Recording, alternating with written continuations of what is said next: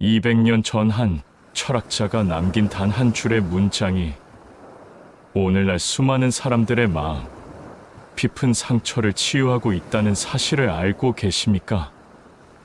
그 철학자의 이름은 쇼펜하우어. 평생 고독과 절망 속에서 살았던 그가 남긴 지혜의 말들이 지금 이 순간 당신의 마음속 응어리를 풀어낼 수 있는 열쇠가 될 수 있습니다. 과연 무엇이 그토록 특별한 것일까요? 오늘 그 비밀을 함께 풀어보겠습니다. 저는 올해 63, 강원도 시골 마을에서 혼자 살아가고 있는 김영수입니다.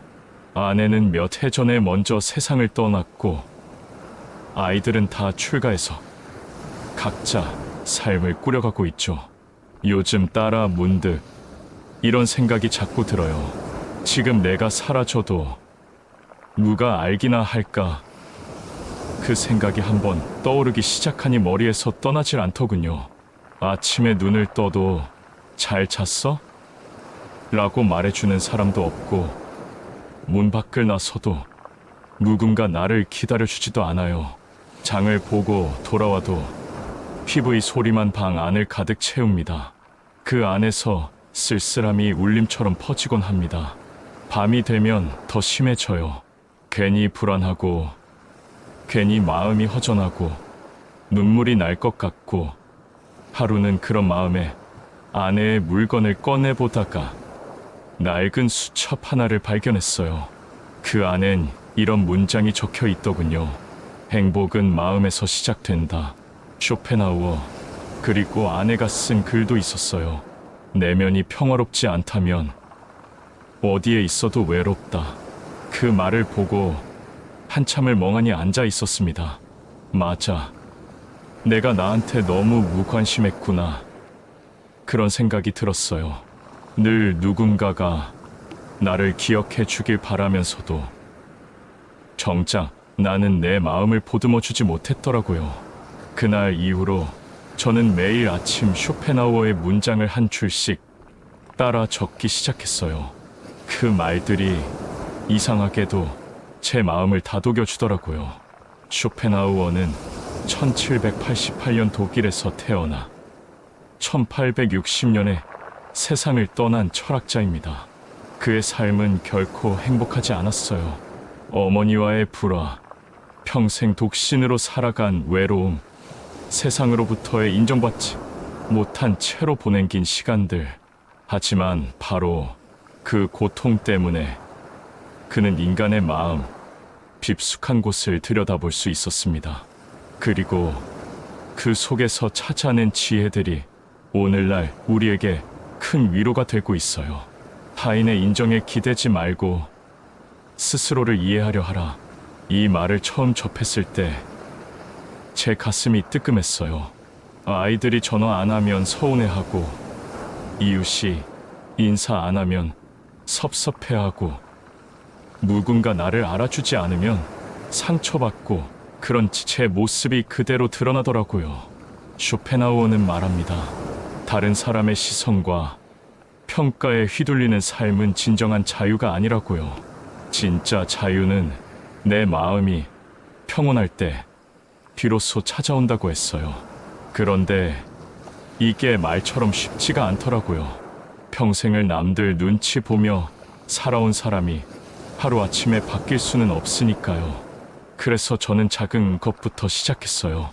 아침에 일어나면 오늘도 잘 일어났구나. 수고했어. 하고 저 자신에게 말을 걸어보는 거예요. 처음엔 어색했지만 며칠 지나니까 조금씩 익숙해지더라고요.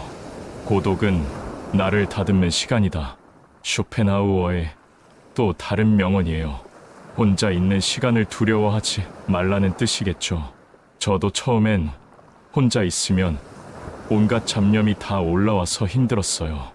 아내 생각, 아이들 걱정, 나이 들어가는 두려움, 건강 염려 이런 생각들이 꼬리에 꼬리를 물고 이어지면서 마음이 무거워지곤 했거든요. 그런데 쇼펜하우어는 그런 시간들조차 나를 성숙시키는 과정이라고 했어요. 혼자 있을 때 드는 생각들, 그 모든 것들이 나를 더 깊이 이해하게 해준다는 거죠. 그래서 저는 고독한 시간을 피하지 않기로 했어요. 오히려 그 시간을 받아들이고 내 마음속 목소리에 귀를 기울여 보기로 한 거예요.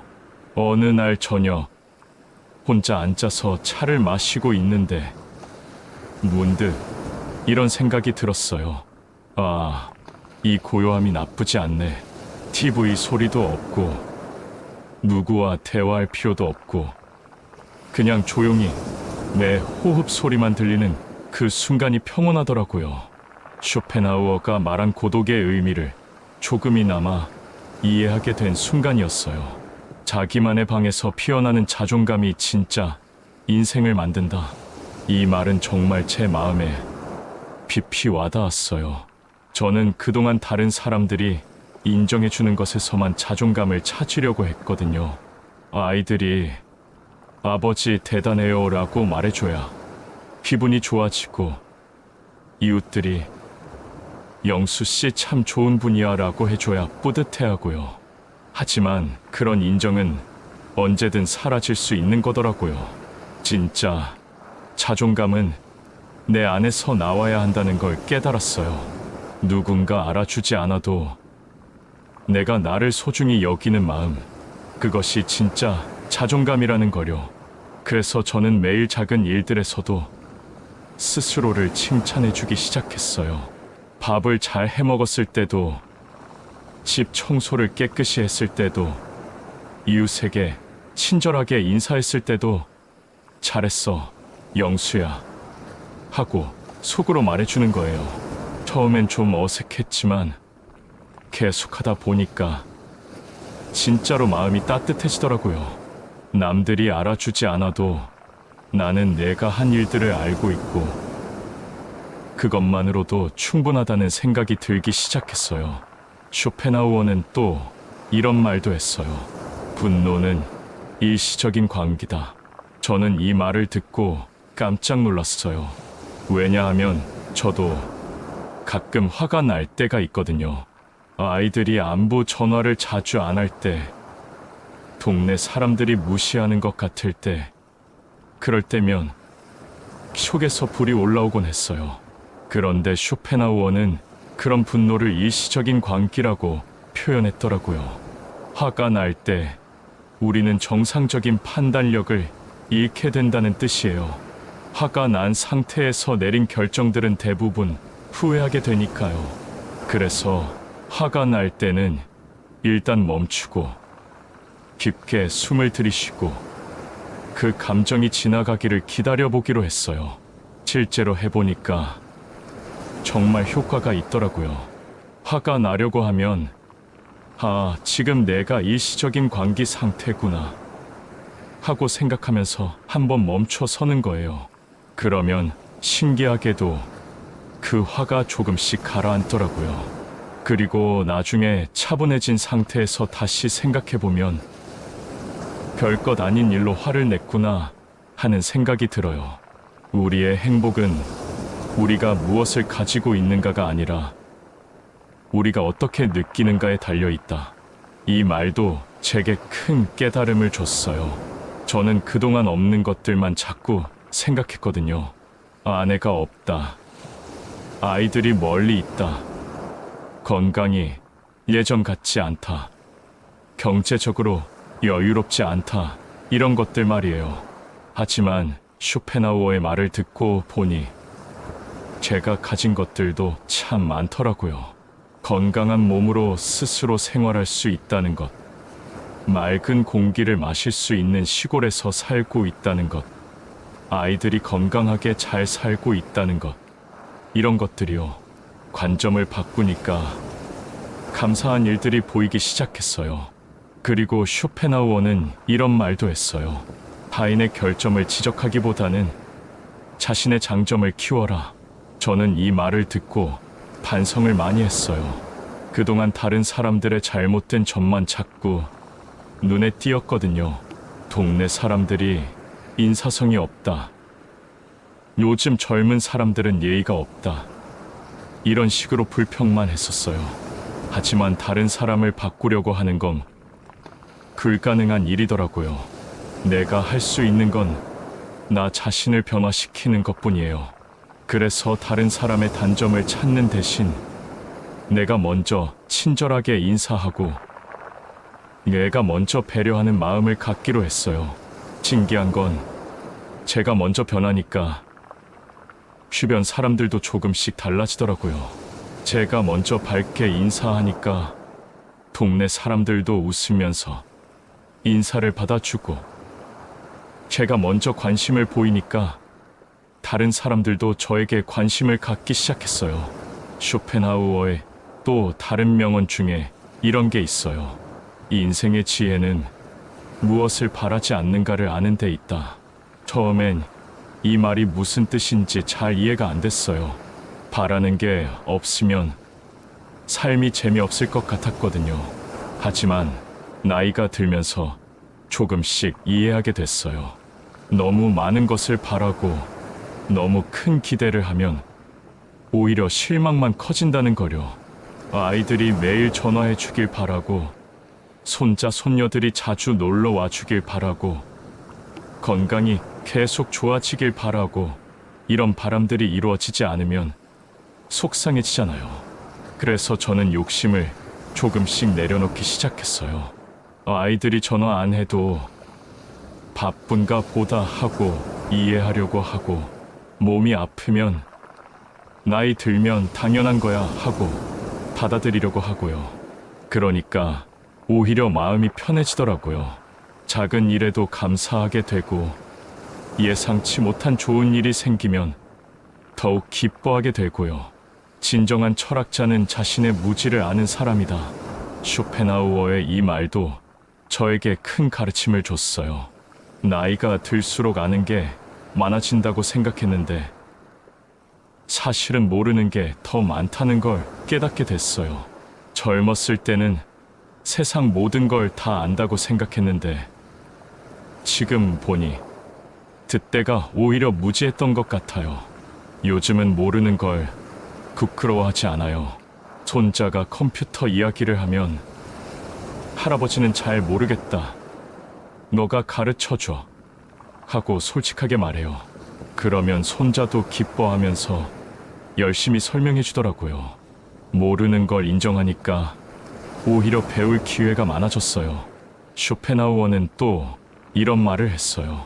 우리는 혼자 태어났고 혼자 죽는다. 그 사이의 시간을 어떻게 보내느냐가 중요하다. 이 말을 처음 들었을 때는 너무 슬퍼서 울 뻔했어요. 정말 그렇더라고요. 아무리 가족이 있고 친구가 있어도 결국 내 인생은 내가 살아야 하는 거예요. 하지만 슬퍼하기만 할 게 아니라 그 시간을 의미 있게 보내는 게 중요하다는 깨달음을 얻었어요. 혼자여도 괜찮고 외로워도 괜찮아요. 그 시간들을 나를 돌보고 나를 이해하고 나를 성장시키는 시간으로 만들면 되니까요. 그래서 저는 요즘 혼자 있는 시간을 더 소중히 여겨요. 책도 읽고 일기도 쓰고 산책도 하고 명상도 해봐요. 혼자서도 충분히 행복할 수 있다는 걸 배우고 있어요. 행복해지고 싶거든 자기 자신과 화해하라. 쇼펜하우어의 마지막 조언이에요. 저는 그동안 나 자신을 너무 미워했던 것 같아요. 왜 이렇게 성격이 답답한지, 왜 이렇게 능력이 부족한지, 왜 이렇게 운이 없는지 자꾸 나를 탓하고 원망했어요. 하지만 나와 화해한다는 건 그런 부족함까지도 받아들이는 거더라고요. 완벽하지 않아도 괜찮고 부족해도 괜찮고 실수해도 괜찮다는 마음을 갖는 거예요. 나를 용서하고 나를 이해하고 나를 사랑하는 마음 말이에요. 요즘 저는 매일 밤 잠자리에 들기 전에 이렇게 말해요. 영수야, 오늘도 수고 많았어. 부족한 점도 있었지만 그래도 최선을 다했어. 내일은 더 나은 하루가 될 거야. 그러면 마음이 평온해지면서 편안하게 잠들 수 있어요. 이제 저는 혼자 있어도 외롭지 않아요. 왜냐하면 가장 좋은 친구인 나 자신과 함께 있으니까요. 쇼펜하우어가 남긴 지혜의 말들 덕분에 저는 진정한 내면의 평화를 찾을 수 있었어요. 여러분도 혹시 마음속에 응어리가 있다면 쇼펜하우어의 명언들을 한 번씩 되새겨보세요. 200년 전 한 철학자의 지혜가 오늘 여러분의 마음을 치유해 줄 수 있을 거예요. 그리고 기억하세요. 당신은 당신만으로도 충분히 소중하고 충분히 가치 있는 존재라는 것을요. 내가 나를 외면하지 않으면 그 누구도 나를 외롭게 할 수 없습니다. 지금 이 순간에도 누군가는 그 고요한 방 안에서 자기 자신과 마주하고 계시겠죠. 그분께도 이 말 꼭 전하고 싶어요. 당신은 당신만으로도 충분합니다. 쇼펜하우어는 또 이런 말을 남겼습니다. 이 인간의 위대함은 고통을 견디는 능력에 있다. 이 말을 처음 접했을 때 저는 많은 생각이 들었어요. 살면서 겪은 크고 작은 고통들이 모두 떠올랐거든요. 아내를 잃은 슬픔, 나이 들어가는 두려움, 건강이 악화되는 불안, 경제적인 걱정들, 이 모든 것들이 저를 힘들게 했지만 동시에 저를 더 단단하게 만들어준 것 같아요. 젊었을 때는 조그마한 일에도 쉽게 무너졌어요. 직장에서 꾸중을 들으면 며칠씩 속상해하고 친구와 다퉈도 잠을 못 이루곤 했죠. 하지만 나이가 들면서 특히 아내를 떠나보낸 후로는 웬만한 일에는 흔들리지 않게 됐어요. 가장 큰 아픔을 견뎌낸 사람에게는 그 어떤 시련도 그만큼 크게 느껴지지 않더라고요. 그래서 요즘 젊은 분들이 작은 일로 고민할 때도 이해하게 돼요. 나도 그 나이 때는 그랬는데 하면서 말이죠. 고통이라는 건 나이와 상관없이 그 순간 그 사람에게는 전부니까요. 하지만 시간이 지나고 보면 그 고통들이 모두 자신을 성장시키는 걸음이 됐다는 걸 깨닫게 돼요. 우리는 망치로 두드려져야 비로소 단단해진다. 쇼펜하우어의 이 말처럼 인생의 시련들이 저를 지금의 제가 되게 해준 것 같아요. 만약 아무런 고생 없이 순탄하게만 살았다면 지금처럼 다른 사람의 아픔에 공감할 수도 없었을 거고 작은 행복에도 감사할 줄 모르는 사람이 됐을지도 모르죠. 그런데 쇼펜하우어는 단순히 고통을 견디라고만 한 게 아니에요. 고통을 피하려 하지 말고 그 의미를 찾아라라고도 했거든요. 저는 이 말이 정말 중요하다고 생각해요. 같은 고통이라도 그 속에서 무엇을 배우느냐에 따라 전혀 다른 결과를 가져올 수 있으니까요. 예를 들어 아내가 세상을 떠났을 때 저는 처음엔 원망만 했어요. 왜 하필 이런 일이 생겼을까 하면서요. 하지만 시간이 지나면서 그 고통의 의미를 찾기 시작했어요. 아내와 함께 보낸 시간들이 얼마나 소중했는지, 지금 주변에 있는 사람들을 얼마나 더 아껴야 하는지, 그런 것들을 깨닫게 된 거죠. 그래서 요즘은 고통이 찾아와도 이 경험이 나에게 무엇을 가르쳐 주려는 걸까 하고 먼저 생각해 보려고 해요. 물론 쉽지는 않지만 그런 마음가짐을 갖고 있으면 견디기가 한결 수월해져요. 쇼펜하우어는 또한 시간은 모든 상처를 치유한다고도 했어요. 처음에는 이 말이 그저 위로의 말로만 들렸는데 실제로 경험해보니 정말 그렇더라고요. 아내를 잃었을 때는 평생 이 슬픔을 안고 살아야 한다고 생각했어요. 하루하루가 너무 길고 괴로웠죠. 하지만 시간이 흐르면서 서서히 변화가 일어났어요. 처음에는 아내 생각만 하면 눈물이 났는데 나중에는 좋았던 추억들만 떠오르기 시작했어요. 슬픔이 완전히 사라진 건 아니지만 그 슬픔과 함께 살아갈 수 있는 힘이 생긴 거죠. 요즘 젊은 분들을 보면 조급해하는 경우가 많아요. 상처받으면 빨리 잊고 싶어 하고 고통스러우면 당장 벗어나고 싶어 하죠.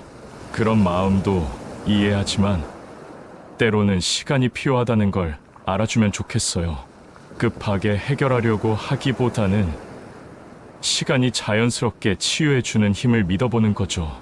쇼펜하우어는 진정한 지혜는 나이와 함께 온다 고도 했어요. 젊을 때는 이런 말을 듣고 본대들의 변명이라고 생각했는데 이제 와서 보니 정말 맞는 말이더라고요. 나이가 들면서 생기는 지혜라는 게 정말 있어요. 예를 들어 젊을 때는 모든 걸 흑백 논리로 판단했어요. 옳고 그름, 좋고 나쁨을 명확히 구분하려고 했죠. 하지만 나이가 들면서 세상에는 회색 영역이 참 많다는 걸 알게 됐어요. 완전히 나쁜 사람도 없고 완전히 좋은 사람도 없다는 것. 모든 상황에는 여러 면이 있다는 것을 이해하게 된 거죠. 그래서 요즘은 누군가를 판단할 때도 더 신중해졌어요. 겉으로 보이는 모습이 전부가 아니라는 걸 아니까요. 무뚝뚝해 보이는 사람도 속마음은 따뜻할 수 있고 친절해 보이는 사람도 다른 면이 있을 수 있고요. 이런 지혜가 생기니까 인간관계도 더 편해졌어요. 다른 사람을 바꾸려고 애쓰지도 않고 완벽을 요구하지도 않아요. 그냥 있는 그대로 받아들이려고 하죠. 그러니까 오히려 사람들과 더 가까워질 수 있었어요. 나이 드는 것을 두려워하지 마라. 나이와 함께 오는 자유를 즐겨라. 쇼펜하우어의 또 다른 명언이에요. 처음에는 무슨 자유를 말하는 건지 이해가 안 됐어요. 나이가 들면 오히려 제약이 많아지는 것 같았거든요. 몸도 불편해지고 경제적 여유도 없어지고 할 수 있는 일도 제한되고요. 하지만 다른 관점에서 보니 나이와 함께 오는 자유가 정말 있더라고요. 가장 큰 건 남들 시선을 덜 의식하게 된다는 거예요. 젊을 때는 항상 다른 사람들이 나를 어떻게 볼까 걱정했는데 나이가 드니까 그런 걱정이 많이 줄어들었어요. 예를 들어 예전에는 동네에서 혼자 산책하는 것도 쑥스러웠어요. 저 사람 외로워 보인다 고 생각할까 봐요. 하지만 지금은 그냥 당당해요. 혼자 산책하고 혼자 카페에서 차도 마시고 혼자 영화도 봐요. 다른 사람이 뭐라고 생각하든 상관없어요. 또 하나의 자유는 시간의 자유예요. 젊을 때는 항상 뭔가에 쫓기는 기분이었어요. 일해야 하고 아이들 돌봐야 하고 사회적 의무들을 해야 하고요. 하지만 지금은 제 시간이 온전히 저만의 것이에요. 아무도 제 시간을 요구하지 않죠. 물론 경제적인 제약이나 건강상의 제약은 있지만 그래도 마음만큼은 자유로워요. 하고 싶은 걸 하고 가고 싶은 데 가고 만나고 싶은 사람을 만나죠. 이런 자유는 젊을 때는 느낄 수 없었던 거예요. 쇼펜하우어는 죽음을 두려워하는 것은 삶을 제대로 살지 못했기 때문이다라는 말도 했어요. 이 말을 처음 들었을 때는 좀 충격적이었어요. 죽음을 두려워하는 게 당연한 거 아닌가 싶었거든요. 하지만 곰곰이 생각해보니 일리가 있는 말이더라고요. 정말 충실하게 살아온 사람이라면 죽음 앞에서도 후회가 없을 테니까요. 할 만큼 했다, 충분히 살았다 하는 마음으로 평온하게 받아들일 수 있을 거예요. 저는 이 말을 듣고 제 인생을 돌아보게 됐어요. 과연 저는 충실하게 살아왔는가, 후회 없이 살아왔는가 하고 말이에요. 돌이켜보니 후회되는 일들도 많았어요. 가족들에게 더 잘할 걸, 더 많이 사랑한다고 표현할 걸, 꿈을 포기하지 말고 더 도전해볼 걸, 이런 생각들이 들었죠. 하지만 과거는 바꿀 수 없으니까 남은 시간이라도 후회 없이 살아보자고 다짐했어요. 지금이라도 늦지 않았다고 생각하면서요. 그래서 요즘에는 하루하루를 더 소중히 여겨요. 매일 의미 있는 일을 하나씩이라도 하려고 노력하고 있어요. 어떤 날은 이웃에게 작은 선물을 전해주고, 어떤 날은 아이들에게 안부 전화를 먼저 걸어보고, 어떤 날은 자연 속에서 산책을 하면서 감사한 마음을 가져보고요. 이런 작은 일들이 모여서 충실한 하루, 후회 없는 하루를 만들어주는 것 같아요. 쇼펜하우어는 세상을 바꾸려 하지 말고 세상을 이해하려 하라는 말도 했어요. 젊을 때는 정말 세상을 바꾸고 싶었어요. 불의를 보면 참을 수 없었고, 잘못된 걸 보면 바로잡고 싶었죠. 하지만 나이가 들면서 세상을 바꾸는 것이 얼마나 어려운 일인지 깨달았어요. 그래서 요즘은 세상을 바꾸려고 애쓰기보다는 세상이 왜 이런 모습인지 이해하려고 노력해요. 사람들이 왜 그렇게 행동하는지, 사회가 왜 그런 방향으로 흘러가는지, 역사가 왜 그렇게 반복되는지 말이에요. 이해한다고 해서 모든 걸 받아들인다는 뜻은 아니에요. 하지만 이해하면 분노가 줄어들어요. 그냥 화를 내기보다는 아, 저 사람도 저 나름의 이유가 있구나 하고 생각하게 되죠. 그러면 마음이 훨씬 평온해져요. 물론 완전히 이해할 수는 없어요. 여전히 이해 안 되는 일들도 많고 화가 나는 일들도 있죠. 하지만 예전보다는 훨씬 덜 스트레스 받으며 살 수 있게 됐어요. 진정한 자유는 내면의 평화에서 나온다. 쇼펜하우어의 마지막 가르침이에요. 젊을 때는 자유를 외적인 조건들로 생각했어요. 돈이 많으면 자유롭고, 권력이 있으면 자유롭고, 시간이 많으면 자유롭다고 생각했죠. 하지만 나이가 들면서 진짜 자유는 마음에서 나온다는 걸 알게 됐어요.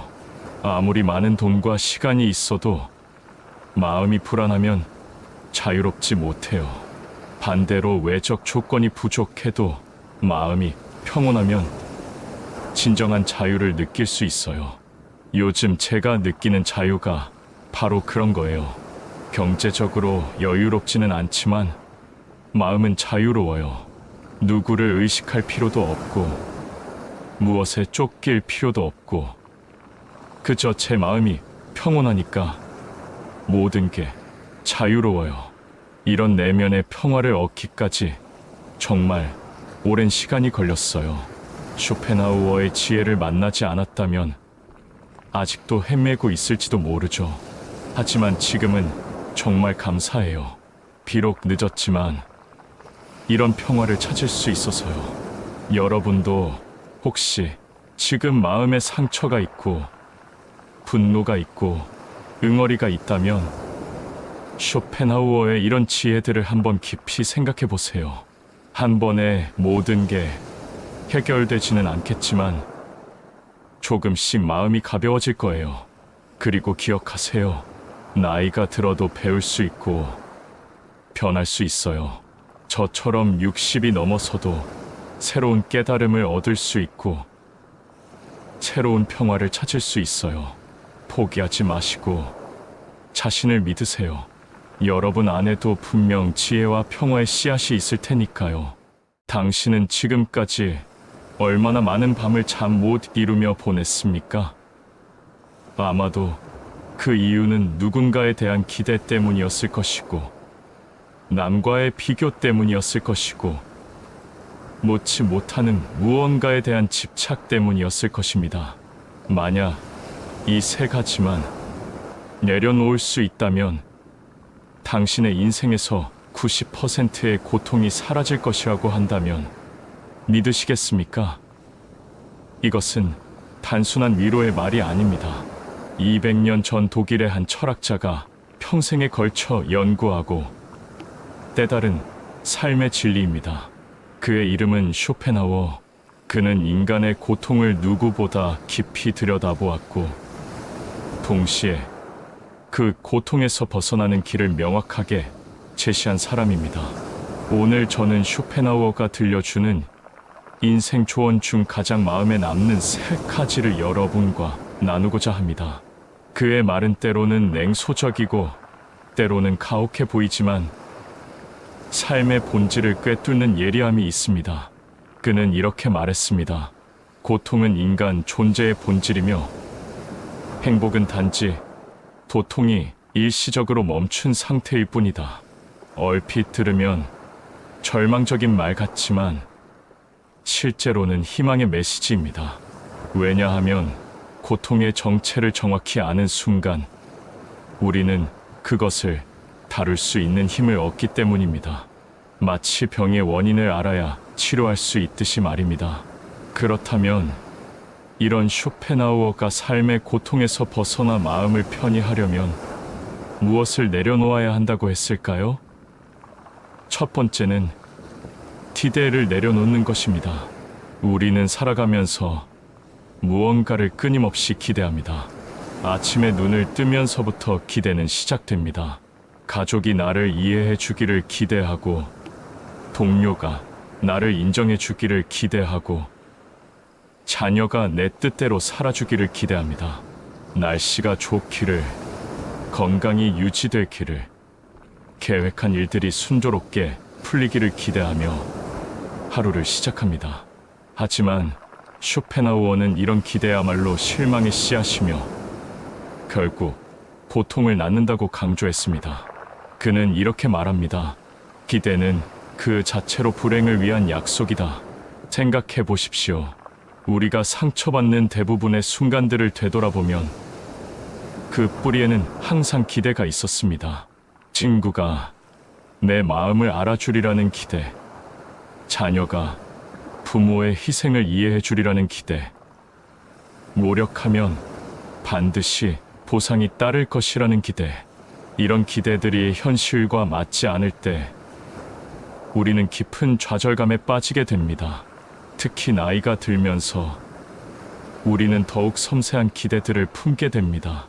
명절 때 자녀들이 자주 연락하기를, 손자, 손녀들이 할머니, 할아버지를 그리워하기를, 평생 함께한 배우자가 내 마음을 척척 알아주기를 기대합니다. 건강검진 결과가 좋기를, 은퇴 후 계획했던 일들이 순조롭게 풀리기를, 노후 자금이 충분하기를 기대합니다. 하지만 현실은 어떻습니까? 자녀들은 각자의 바쁜 삶에 치여 있고, 손주들은 게임과 친구들에게 더 관심이 많습니다. 배우자는 세월이 흐르면서 서로 다른 길을 걷고 있음을 느끼게 되고, 몸은 예전 같지 않아서 계획했던 많은 것들을 포기해야 합니다. 이때 우리는 선택의 기로에 서게 됩니다. 기대와 현실의 차이에 분노하고 상처받을 것인가, 아니면 그 기대를 조용히 내려놓고 있는 그대로를 받아들일 것인가. 그러나 기대를 내려놓으면 실망도 줄어듭니다. 있는 그대로를 바라보고 지금 주어진 것에 충실할 때 비로소 마음은 조용한 평온을 얻습니다. 기대가 없으면 모든 것은 선물처럼 다가옵니다. 자녀가 보여주는 작은 관심도, 배우자의 사소한 배려도, 친구의 안부 인사도 모두 예상치 못한 기쁨이 됩니다. 기대를 내려놓는다는 것은 무기력해지는 것이 아닙니다. 오히려 현실을 더 선명하게 보는 것입니다. 색안경을 벗고 세상을 바라보는 것과 같습니다. 그때 우리는 비로소 진짜 삶을 살 수 있게 됩니다. 두 번째는 비교를 내려놓는 것입니다. 인간은 본능적으로 비교하는 동물입니다. 어려서부터 성적으로 비교당하고, 어른이 되어서도 직업으로, 재산으로, 자녀의 성취로 끊임없이 비교당합니다. 그리고 우리 스스로도 남과 나를 비교하며 살아갑니다. 타인과 나를 비교하는 마음은 질투와 열등감을 낳고 결국 자기 자신을 무너뜨리는 독이 됩니다. 쇼펜하우어는 행복은 타인의 삶이 아니라 자기 삶의 깊이에서 온다고 말했습니다. 그는 다른 사람과 비교하는 순간부터 우리는 고통을 초대한다고 했지요. 60대가 되어서도 옆집 부부는 얼마나 금슬이 좋은데 라며 자신의 결혼 생활을 비교합니다. 70대가 되어서도 저 사람은 자식들이 얼마나 효도를 잘 하는데 라며 마음을 상합니다. 심지어 병원에서도 저 분은 나보다 나이가 많은데도 더 건강해 보이네 라며 스스로를 괴롭힙니다. 더 슬픈 것은 이런 비교가 가족 관계에까지 스며든다는 것입니다. 너희 사촌은 의사가 되었는데 너는 왜 이 모양이니? 옆집 며느리는 시어머니를 얼마나 잘 모시는데. 이런 비교의 말들이 가족들 사이에 깊은 상처를 남깁니다. 심지어 SNS가 보편화된 요즘에는 비교의 대상이 무한대로 늘어났습니다. 화면 속 다른 사람들의 화려한 일상을 보며 내 삶이 초라해 보이고, 다른 가족들의 행복한 모습을 보며 우리 가족이 부족해 보입니다. 하지만 그 화면 속 모습들이 과연 진짜 삶의 전부일까요? 하지만 비교는 나를 잊게 만들고 타인의 삶에만 집착하게 만듭니다. 그러다 보면 내가 얼마나 귀한 존재인지, 내 삶이 얼마나 소중한 이야기인지 보지 못하게 됩니다. 남의 정원만 바라보느라 내 정원에 핀 꽃을 보지 못하는 것과 같습니다. 당신이 지금까지 걸어온 길, 견뎌온 시간들, 축적해온 지혜와 경험들은 그 누구와도 비교할 수 없는 고유한 가치입니다. 내 삶을 내 기준으로 살아갈 때 비로소 내면의 평화가 찾아옵니다. 세 번째는 집착을 내려놓는 것입니다. 나이가 들수록 우리는 더 많은 것들에 집착하게 됩니다. 젊을 때의 아름다움에, 과거의 영광에, 건강했던 몸에, 떠나간 사람들에게 집착합니다. 어떤 이는 오래전의 상처에 집착하며 그 아픔을 되씹습니다. 누군가는 지나간 인연에, 누군가는 이미 끝난 성공에 집착합니다. 특히 시간이 흐를수록 우리는 과거에 더욱 집착하게 됩니다. 그때는 좋았는데, 예전에는 이랬는데 라는 말을 자주 하게 됩니다. 젊었을 때의 체력에, 한창 때의 인기에, 활발했던 사회생활에 집착합니다. 심지어 아픈 기억에도 집착해서 몇십 년 전의 상처를 마치 어제 일처럼 생생하게 기억하며 분노합니다. 또한 우리는 역할에도 집착합니다. 평생 가장의 역할을 했던 분은 은퇴 후에도 그 권위를 놓지 못하고, 평생 어머니 역할에 헌신했던 분은 자녀들이 독립한 후에도 계속 간섭하려 합니다. 평생 쌓아온 전문성과 경력에 집착해서 변화하는 세상을 받아들이지 못하기도 합니다. 이런 집착들은 우리를 과거에 묶어두고 현재를 제대로 살지 못하게 만듭니다. 마치 뒤만 보고 걷는 사람처럼 앞에 있는 아름다운 풍경들을 놓치게 만듭니다. 하지만 쇼펜하우어는 모든 것은 변화하고 소유는 곧 고통의 시작이라 보았습니다. 그는 이렇게 말합니다. 무언가에 집착하는 순간 우리는 그것에 지배당한다. 집착은 마치 모래를 꽉 쥐는 것과 같습니다. 힘을 주어 쥘수록 모래는 손가락 사이로 빠져나갑니다. 오히려 손을 느슨하게 펼 때 모래는 손바닥에 머물 수 있습니다. 자녀에 대한 집착도 마찬가지입니다. 너무 강하게 붙들고 있으려 하면 그들은 더욱 멀어집니다. 건강에 대한 집착도, 젊음에 대한 집착도 마찬가지입니다. 집착할수록 그것들은 우리를 더욱 괴롭힙니다. 놓을 수 있는 용기, 그것이 자유의 시작입니다. 사랑도, 사람도, 기억도, 욕망도 흘러가게 두는 것, 그 흘러감을 있는 그대로 받아들일 때 마음은 더욱 자유로워집니다. 강물은 바위를 피해 흐르지 바위와 싸우지 않습니다. 그렇게 흘러가며 바다에 도달합니다. 우리의 삶도 마찬가지입니다. 모든 것과 싸우려 하지 말고 때로는 흘러보내는 지혜가 필요합니다. 기대를 내려놓고 비교를 내려놓고 집착을 내려놓는 삶, 그것은 무기력한 포기가 아닙니다. 오히려 진정한 자기 회복의 시작입니다. 마음이 고요해지고 내면에 공간이 생기면 우리는 마침내 자기 자신과 조용히 마주할 수 있습니다. 그 조용한 만남 속에서 우리는 놀라운 발견을 하게 됩니다. 행복을 찾기 위해 밖으로만 나가려 했는데 정작 행복은 내 안에 있었다는 것을, 사랑받기 위해 애쓰고 있었는데 정작 가장 사랑해야 할 사람은 나 자신이었다는 것을. 쇼펜하우어는 이런 말을 남겼습니다. 행복은 외부에서 오는 것이 아니라 자기 자신 안에서 피어나는 것이다. 여러분의 내면에는 이미 충분한 행복의 씨앗이 있습니다. 다만 그동안 기대와 비교와 집착이라는 잡초들이 너무 무성하게 자라서 그 씨앗들을 가렸을 뿐입니다. 이제 그 잡초들을 조금씩 제거해 보십시오. 그러면 분명히 작은 새싹들이 돋아나는 것을 보실 수 있을 것입니다. 이 과정은 하루아침에 이루어지지 않습니다.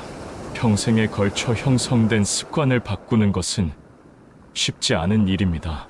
때로는 다시 기대하고, 다시 비교하고, 다시 집착하는 자신을 발견하게 될 것입니다. 하지만 그럴 때마다 자책하지 마십시오. 오히려 그것을 알아차렸다는 것 자체가 이미 큰 발전입니다. 쇼펜하우어는 이런 과정을 의지의 부정이라고 불렀습니다. 끊임없이 무언가를 원하고 갈구하는 의지를 조용히 내려놓는 것, 그것이 바로 진정한 평화에 이르는 길이라고 했습니다. 어떤 분은 이렇게 말할지도 모릅니다. 그러면 아무것도 바라지 말고 그냥 살라는 건가요? 그렇지 않습니다. 기대를 내려놓는다는 것은 노력을 포기하는 것이 아니라 결과에 대한 집착을 내려놓는 것입니다. 비교를 내려놓는다는 것은 발전을 포기하는 것이 아니라 남과의 경쟁에서 벗어나 자신만의 속도로 걸어가는 것입니다. 마음이 힘든 날일수록 이 세 가지를 돌아보시기 바랍니다. 혹시 내가 지나친 기대를 하고 있지는 않은지, 누군가와 비교하며 스스로를 작게 만들고 있지는 않은지, 무엇인가에 집착하며 괴로워하고 있지는 않은지, 내려놓는 순간 비로소 얻을 수 있는 평안이 있습니다. 삶은 무언가를 얻기 위한 여정이기도 하지만 동시에 내려놓는 연습의 과정이기도 합니다. 욕심을 비우면 감사가 보입니다. 기대를 비우면 작은 기쁨이 피어납니다. 비교를 비우면 자존감이 회복됩니다. 집착을 비우면 자유로움이 찾아옵니다. 그 작은 기쁨이, 그 고요한 평안이, 그 소중한 자유로움이 여러분의 오늘을 조용히 감싸줄 수 있기를 진심으로 바랍니다. 200년 전 독일의 철학자가 남긴 이 지혜로운 말들이 오늘을 살아가는 여러분께 작은 위로와 큰 힘이 되기를 간절히 소망합니다.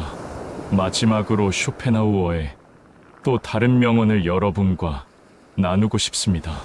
인생은 진자와 같아서 도통과 권태 사이를 왔다 갔다 한다.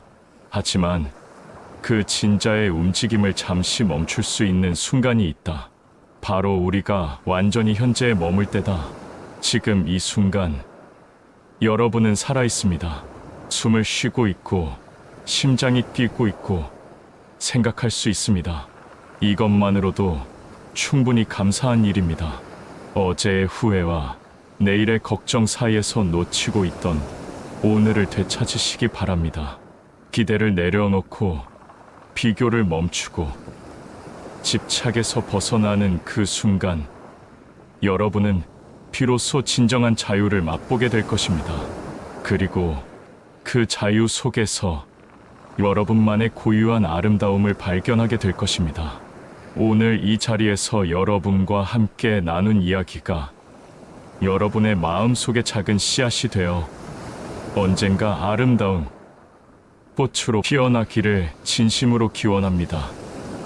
더 많은 철학적 지혜와 실용적인 삶의 조언이 필요하다면 구독, 좋아요, 알람 설정까지 클릭해 주세요.